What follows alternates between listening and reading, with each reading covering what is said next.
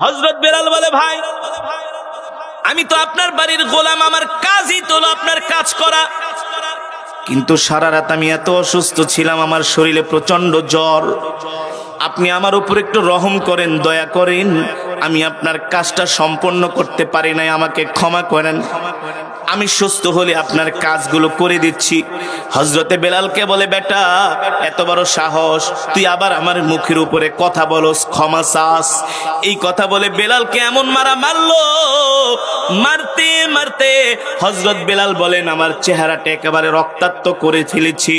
এখানেই শেষ না, আমার মালিক আমার মাথার চুল ধরে এমন জোরে টান মেরেছি, মনে হয় তার টানের চোটে আমার মাথার চুলগুলো, তার হাতের মধ্যে মনে হয় কয়েক গোছা চুল একেবারে ছিঁড়া চলে গেছে, উঠা চলে গেছে। এবার বোঝেন কেমন জোরে তাকে চুল ধরে টান দিয়েছি। একটা অসুস্থ মানুষকে যদি এমন ভাবে অত্যাচার করা হয়, তার অবস্থা কেমন হয়?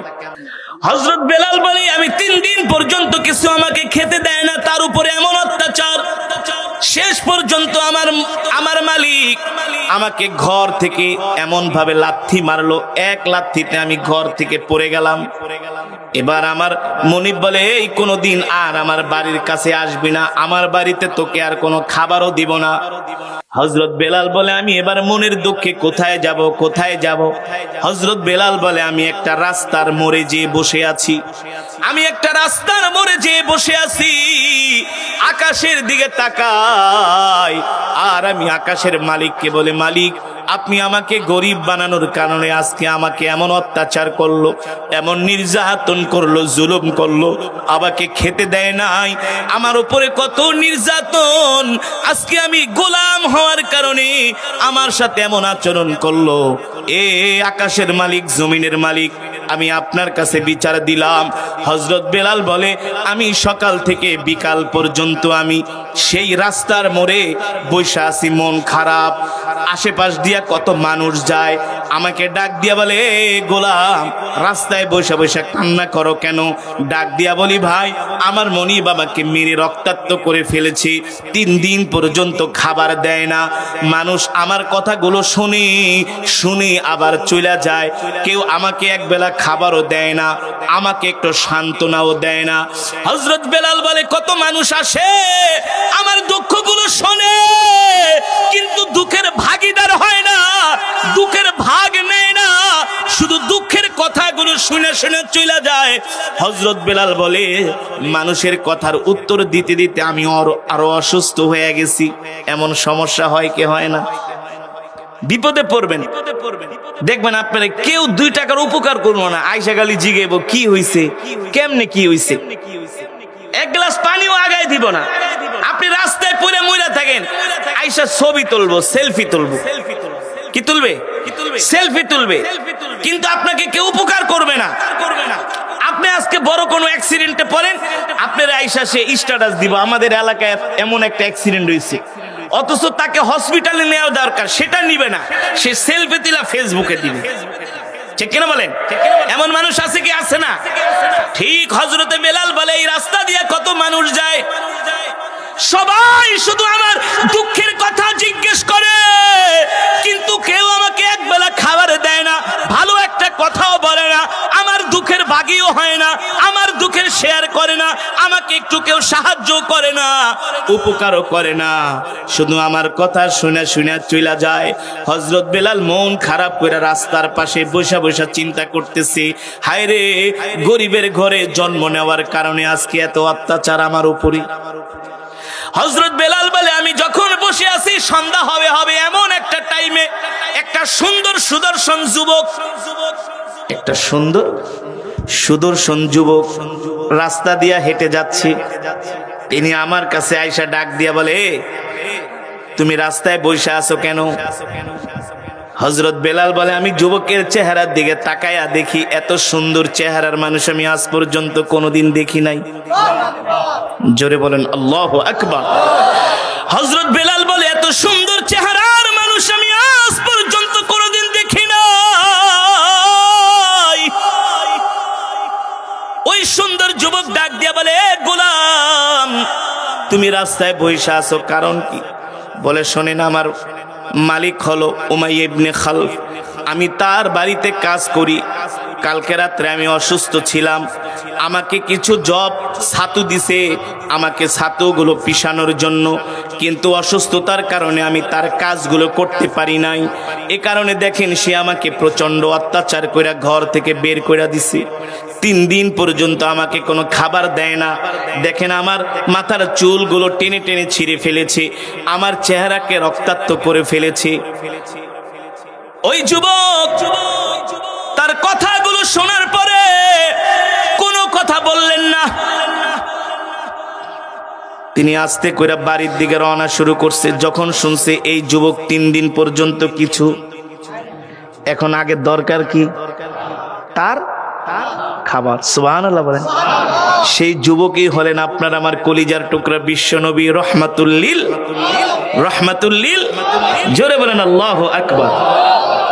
আল্লাহর নবী বেলালের এই দুঃখের কথা শুনা চুপ করে তিনি বাড়ির দিকে রওনা শুরু করলেন। বেলাল ডাক দিছে, আপনিও তো আরো 10 জন মানুষের মতো মনের দুঃখগুলো শুনা চলে গেলেন, কোনো উত্তর দিলেন না। তাইলে আর 10 জন মানুষের মাঝে আপনার মাঝে পার্থক্য কি?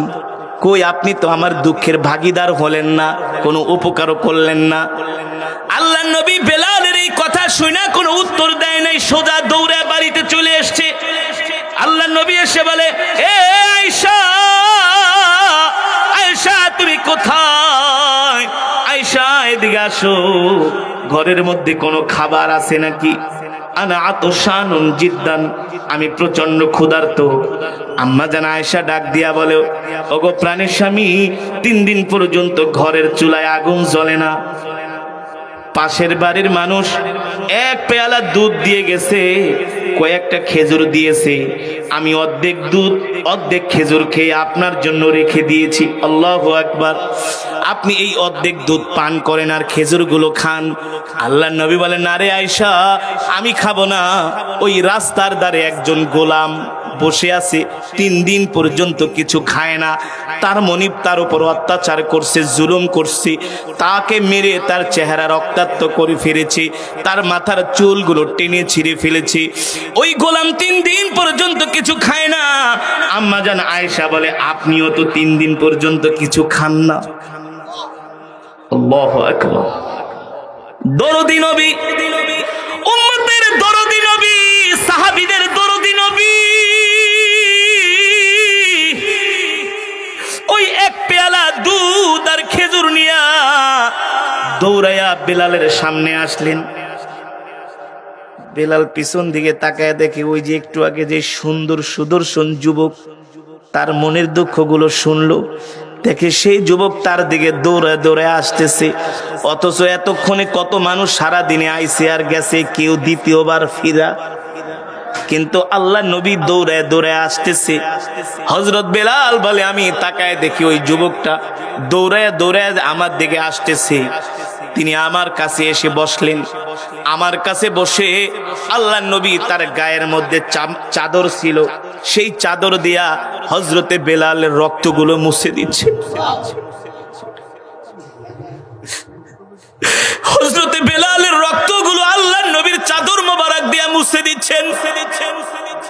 হযরতে বেলাল বলে, আল্লাহ নবীর চাদর মোবারক দিয়া আমার শরীরটা তিনি মুছে দিচ্ছেন। হযরত বেলাল বলে, এমন যত্ন এমন ভালোবাসা আজ পর্যন্ত আমি মায়ের গর্ভ থেকে পড়ে কেউ আমাকে এত সুন্দর করে আদর করে নাই। কেউ আমাকে আজ পর্যন্ত এমন ভাবে আদর করে নাই। আল্লাহর নবী হযরতে বেলালের শরীরে হাত দিয়া দেখে তার শরীরের মধ্যে প্রচন্ড জ্বর, প্রচন্ড। রহমাতুল্লিল আলামিন এবার নিজের হাত দিয়া তাকে হযরতে বেলালকে দুধ খাওয়ায় দিতেছে, দুধ নিজের হাত দিয়া খেজুর খাওয়ায় দিতেছে। হযরত বেলাল মনে মনে ভাবে, এত ভালো মানুষ তো আজ পর্যন্ত আমি কোনোদিন মক্কায় দেখি নাই, এত ভালো মানুষ আমি আজ পর্যন্ত মক্কায় দেখি নাই। এবার হযরতে বেলালকে খাওয়ায়া আল্লাহর নবী বলে, এ গোলাম, তুমি আমার হাত ধরো, চলো আমি তোমাকে তোমার ঘরে নিয়ে যাই। তোমার মালিক তোমাকে যেই কাজ দিছে ছাতু পিষার জন্য, আমি আমার নিজের হাত দিয়া তোমাকে সেই ছাতুগুলো পিষে দিব। জোরে বলেন আল্লাহু আকবার। হযরত বেলাল বলে আমাকে ওই সুন্দর যুবকটা তার হাত ধরে আমি খুঁড়িয়ে খুঁড়িয়ে হাঁটতেছি, হাঁটতে পারি না। অসুস্থ অবস্থায় তিনি আমাকে হাত ধরে ধরে আমার ঘরে নিয়ে যাচ্ছেন। আল্লাহর নবী হযরতে বেলালকে ঘরে নিয়ে হযরতে বেলালের মাথায় হাত দিয়া, কপালে হাত দিয়া দেখে তার শরীরে প্রচন্ড জ্বর। আল্লাহর নবী বলে, শোনো গোলাম, তুমি ঘুমাও, এই নাও আমার চাদরটা তোমার গায়ে দিয়া দিলাম। আল্লাহু আকবার। হযরতে বেলালকে লম্বা করে শোয়ায়া আল্লাহর নবীর নিজের চাদর মোবারকটা তার গায়ের মধ্যে জড়ায় দিলেন। মাথায় হাত দিয়ে আদর কইরা বলে, তুমি ঘুমাও, তুমি ঘুমাও, আমি তোমার কাজগুলো করে দিচ্ছি। আল্লাহু আকবার। হযরত বেলাল বলে, আল্লাহর নবী এশারের নামাজ পড়ে আমাকে ঘুম পাড়ায় দিলেন। আল্লাহর নবী এশারের নামাজ পড়ে আমাকে ঘুম পাড়ায় দিলেন। আরে আমার নবী, দয়ার নবী, মায়ার নবী, যার চরিত্রের কথা আল্লাহ তাআলা কোরআনুল কারীমের মধ্যে বলছে। আল্লাহু আকবার। ইন্নাকা লাআলা খুলুকিন আযীম। আল্লাহ তাআলা বলে, নবী আপনার চরিত্রই হলো সর্বশ্রেষ্ঠ চরিত্র। আল্লাহু আকবার। আপনি সর্বশ্রেষ্ঠ চরিত্রের উপরে প্রতিষ্ঠিত। লাকাদ জাআকুম রাসূলুম মিন আনফুসিকুম আজিজুন আলাইহি মা আনিতুম হারিসুন আলাইকুম বিল মুমিনিনা রাউফুর রহিম। আল্লাহ রাব্বুল আলামিন বলে, দুনিয়ার মানুষ, আমি আল্লাহ তোমাদের জন্য তোমাদের মধ্য থেকে এমন একজন নবী পাঠাইছি, যে নবী কিনা তার জীবনের চাইতেও তোমাদেরকে ভালোবাসে। আল্লাহু আকবার। আল্লাহর নবী তার জীবনের চাইতেও আমাদেরকে ভালোবাসে, তার সন্তানের চাইতেও আল্লাহর নবী আমাদেরকে ভালোবাসে। আল্লাহু আকবার।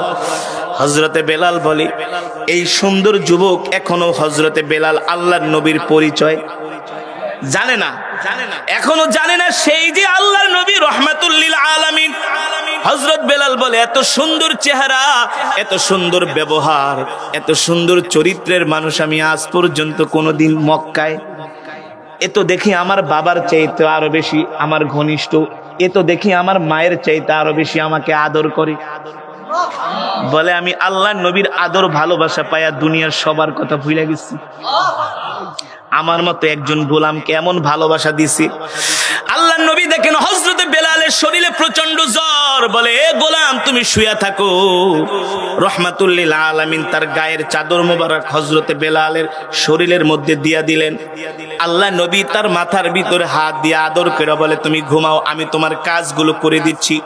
হযরত বেলাল বলে, আল্লাহর নবী এশারের নামাজের পরে আমার ওই ছাতুগুলো তিনি পাটা দিয়া, পাথর দিয়া তিনি ছাতুগুলো পিষা শুরু করলেন। সেই এশার থেকে ফজর পর্যন্ত অনবরত আল্লাহর নবী কাজ করতেছে। হযরত বেলাল বলে, আমি ৩-৪ ঘন্টা ঘুমানোর পরে হঠাৎ করে আমার ঘুম ভেঙে গেল। আল্লাহর নবী আমাকে যে চাদর মুড়া দিয়া ঘুমায় রাখছেন, চাদর একটু ছিঁড়া ছিলেন, ফুটা ছিলেন। আমি চাদরের ফাঁকা দিয়া তাকায় দেখি যুবক, সুদর্শন সুন্দর যুবক, তিনি নিজের হাত দিয়া পাথরের সেই জাতা পিষতেছেন। পিষতে পিষতে আল্লাহর নবীর শরীর মোবারক থেকে টপ টপ করে ঘাম পড়তেছে, ঘাম। হযরত বেলাল বলে, এক একটা ঘামের ফোঁটা আমার কাছে মনে হয় হীরা মুক্তার মতো আরো চিকচিক করতেছে। আমি ওই যুবকের চেহারার দিকে তাকায় দেখি এত সুন্দর সুদর্শন, চুলগুলো এত সুন্দর। আল্লাহর নবী বাবরে চুল রাখতেন, নিজের হাত দিয়া পাথরের পাটা পিষতেছেন আর চুলগুলো হেলতেছে, দুলতেছে। হযরত বেলাল বলে, আমি দেখতেছি আল্লাহর নবীর চুলের প্রতিটা ফোঁটা দিয়া ঘাম ঝরা ঝরা পড়তেছে, কিন্তু তার মধ্যে কোনো ক্লান্তি নাই। আর আমরা হইলে বলতাম, বেটা 3 ঘন্টা ঘুমাইছিস, এবার ওঠ, আমি তোর কাজ কইরা দিতাছি, তুই কেন ঘুমায় আসছিস?